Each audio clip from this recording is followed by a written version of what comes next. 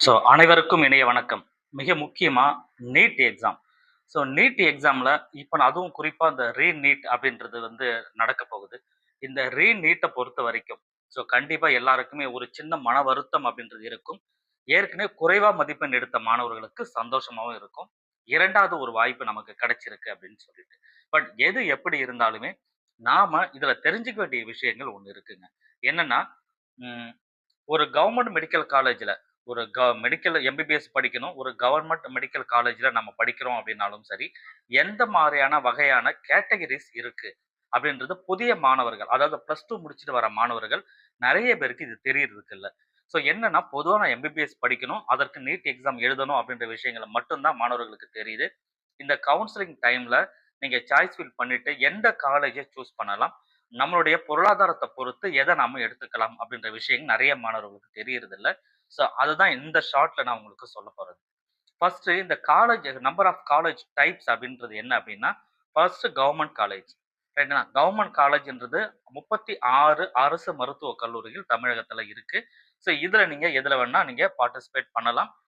ஒரு வருஷத்துக்கு ஒரு 50,000 அந்த அளவுக்கு தான் ஃபீஸ் ஆனது வரும். ஓவராலா எல்லாத்தையும் சேர்த்தீங்கன்னாவே அவ்வளோதான் நமக்கு வரும்.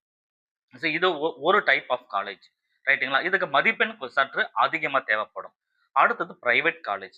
பிரைவேட் காலேஜ்ல 2 வகையான சீட்டு குடுப்பாங்க. ஒண்ணு கவர்ன்மென்ட் கோட்டா சீட்டு, இன்னொன்னு மேனேஜ்மென்ட் கோட்டா சீட்டுன்னு பிரைவேட் காலேஜ்ல குடுப்பாங்க.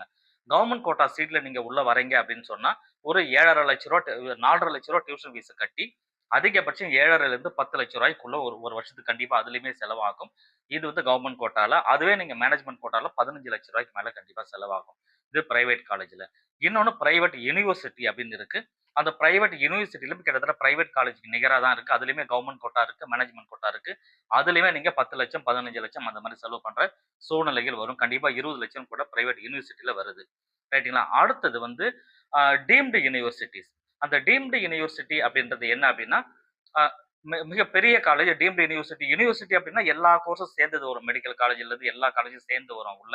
எல்லா கோர்ஸுமே படிக்கிற மாரி இருக்கும். இத நீங்க படிக்கணும் அப்படி இந்த யுனிவர்சிட்டில போய் படிக்கணும்னு நீங்க என்ன பண்ணணும்னா, ஆல் இந்தியா கோட்டால நீங்க அப்ளை பண்ணணும். அது மீதி எல்லாமே தமிழ்நாடு மெடிக்கல் செலக்ஷன்ல தான் நீங்க அப்ளை பண்ணுவீங்க.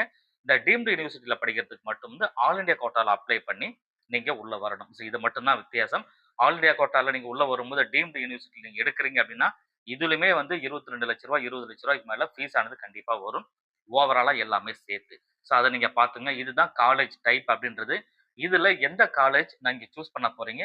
நம்மளுடைய பொருளாதாரம் என்ன? இத பார்த்துட்டு கரெக்ட்டா நீங்க படிங்க. அதற்கு தகுந்த மாரி நீங்க உழைச்சு படிச்சீங்கன்னாவே உங்க